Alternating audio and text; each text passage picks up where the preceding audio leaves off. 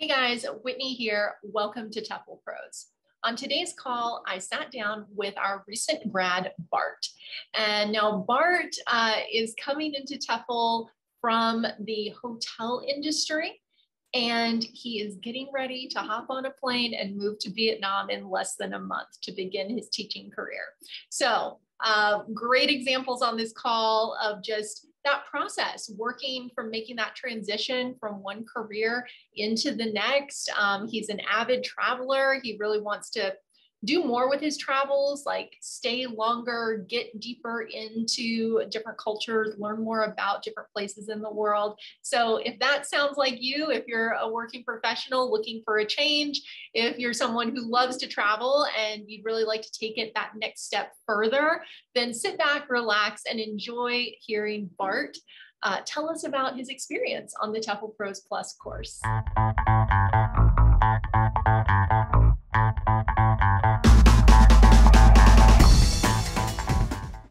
Hey, Bart. Hey, Whitney. How's it going? Pretty good. Pretty good. Warm, but all good. Yeah, Bart was just telling me a couple minutes ago that you had some record high temperatures in Amsterdam. Is that correct? It is, yeah. Well, it's preparing me for certain near future events, yes. So to say. Yeah. Very true. Very true. Well, hey, Bart, first off, thank you so much for taking some time out of your day and hopping on one of these calls. We really appreciate it. Yeah, no worries. Yeah. Yeah. And Bart just graduated, like literally just a couple of days back. So Yay. Big congratulations to Bart on completing his TEFL. Yay. Oh, and now he is getting ready to start a new adventure in what country? Yeah, Vietnam. Vietnam. Okay. So we're gonna go back to the beginning here, run through just kind of the journey that you went through, and maybe at the end you'll share with us a little bit about your future plans. But Bart, if we could, let's take a look back. So when you were first starting out, like where were you in life prior to your TEFL? Give us a little perspective on that.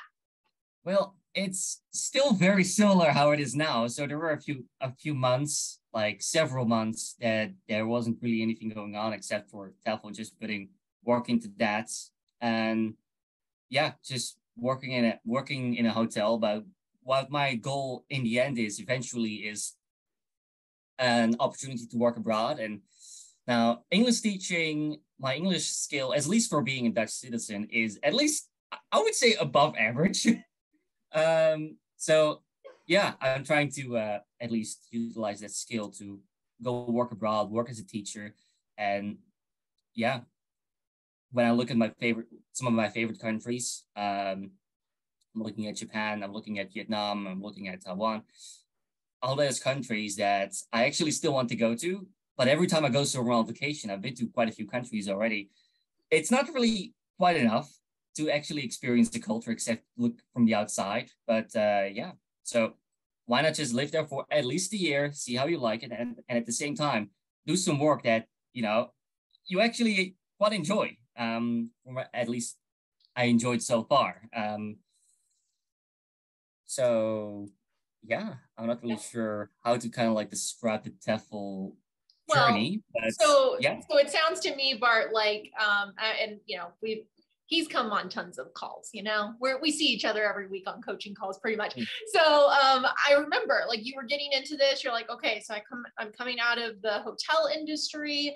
I've done a lot of traveling. I know you'd spent quite a bit of time in the US as well, right? About a month. Yeah. Just doing a side job. Yeah. Mm-hmm. So you traveled for work and for fun.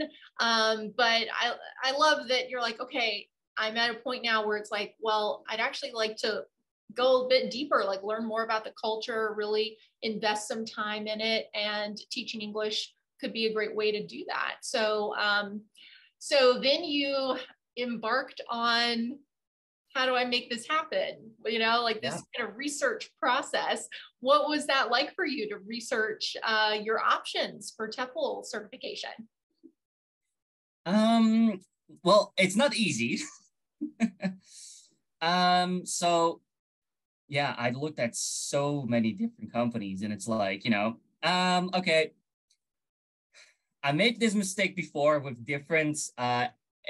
with different types of education, whether it be for like, an English certificate, or it can be for like when in high school I took like certain courses, or when I did like a sales job, I took like this course and this course, whatever. But what I didn't want is actually something that, oh yeah, here's a file, here's a Google Drive doc, and this is everything. This is everything. This is it, and this is what you're buying. No, I actually wanted something personalized, and that's something I really appreciated about this. That you can get. I did it once a week because that's more than enough for me, and with a lot of jobs and stuff. But you can get on the call twice a week and actually talk to a real life human. And even just send a message, get personalized answers, usually on weekdays, of course, but actually get valuable feedback and actually learning something from it instead of like just memorize the information. This is what you have to do. It is yada, yada, yada, yada. No, you actually are being guided through this instead of just watching. Well, you do have to watch videos, I know it isn't available for 8 hours a day to teach a single person. But it is her kind of like presenting all those videos, and they're really good.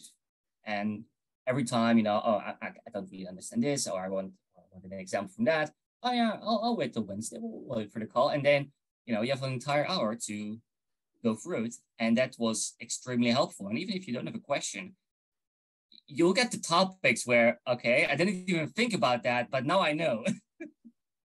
Yeah, so you're talking, Bart, about the weekly coaching calls. So you found that was aspect to be helpful.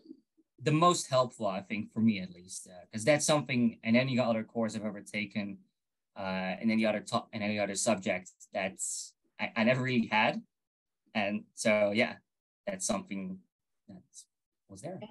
Cool. So you're going through that research process, and you're like, I've taken, what I'm hearing from you is like, you've taken a lot of courses in the past where it was just like, here's some material, like here's some PDFs to read, or here's that Google Drive, file, and that's it. Right. So you're looking for something different, looking for more personalization. Was there anything else, like as you went through this experience that just struck you as helpful or different than what you had experienced in the past with other learning opportunities? Well, one thing is there was actually it's not easy, which I enjoyed. Okay, interesting. So you liked that you had to put effort in? Yeah, because I'm going to compare other courses again.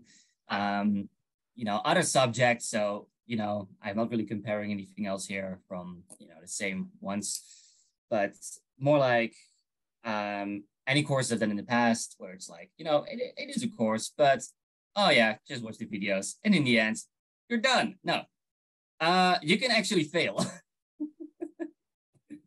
Which I enjoy because I need some fear from time to time, and some motivation, and actually like a good challenge, because why else would you be motivated? At least me. So sometimes like portfolio assignments that, okay, it's gonna be perfect. And okay, in the beginning you're like, okay, oh yeah, portfolio assignment, we're good, it's done. No, in the end, it's gonna be perfect, man. It's gonna be perfect. And I really appreciate it. We can't have a single fail. I appreciate we don't know what the grading score is. Yeah, Bart would come on coaching calls and he'd be like, okay, so I went through like the practice material, and I made sure not to watch the example video. Like I went through it all on my own first, and then I watched that, and then I was like, oh man, I need to go back and read. You really took it very seriously, which I really wholeheartedly appreciate, that you're like, I want to learn the skills. Like I want to take the time to learn the skills, not just click through, read material, and try to breeze through it. Mm-hmm. Do you think that the fact that you're like, I feel like for you, Bart, like you're very motivated for that next step to be in a classroom overseas. Does that weigh on you as well? Like as you went through your TEFL, did that kind of add some motivation to it of like, oh man, I'm gonna have to actually do this stuff? Yeah, well, in certain scenarios, yes, because like like depending on probably who I'm gonna teach, because there are certain situations, like certain things I don't know. It's like, oh no, if I'm gonna get something like that, I don't know how to deal with that. Like that's out of my terrain, and we're probably gonna screw up the first time, and then we're gonna have to look up. Okay, Google, how? Uh, Yeah. because there's probably still some things. I mean, there are hundreds, maybe even thousands of different situations that you can, encounter, as a teacher. I think so. Yeah, there's probably going to be a few that I don't even know. I don't know if I'm saying that correctly. Like, so there are. I'm the fear of not knowing. That's what I'm fearing.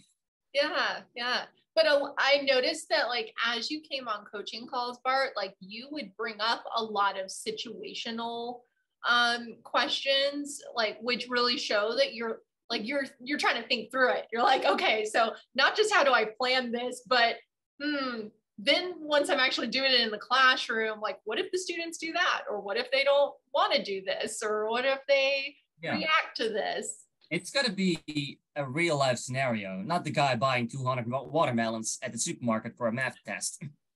Yes, yes, absolutely. And I felt too like, Bart, you did a really good job of reflecting as you moved through the course. So reflection is something that we talk about a lot, whether it's reflecting on your own experience as a learner, trying to reflect on like, okay, so how are my students going to approach this material the way that I've laid it out, reflecting on your own performance as a teacher. Do you have any thoughts on that? Like, I feel like we went through a lot of reflective moments as you were going through the course. Yeah. It's hard to think about because I don't really think about how other people think about other people. Like layers within layers. I thought it was more like common sense, like because I deal with a lot of let's just call them bad customers, or even good customers. In a hotel, guests, whatever, or people in general. I'm like, if I'm gonna do this, how are they going to respond? And that can be in like, okay, I want to avoid this behavior in the hotel I'm working right now. Oh yeah, how would they respond to something like this is something I like to think about because, yeah, I'm surrounded with a lot of people. Oh yeah, who study like certain types of behavior. It's all really interesting. It's just a bit. I don't know all the like the complex terms, but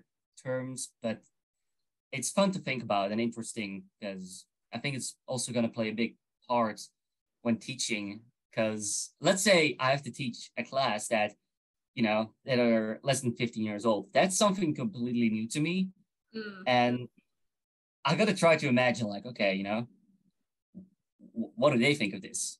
That's completely different from how I can imagine. So yeah, that's gonna be one of the biggest challenges I'm going to face. Yeah. And I feel like, you've done a good job of like drawing those connections. I think sometimes, people come into TEFL from completely different fields. And they're like, oh, but I've been doing this my whole life. Like, oh, being a teacher is going to be so much different.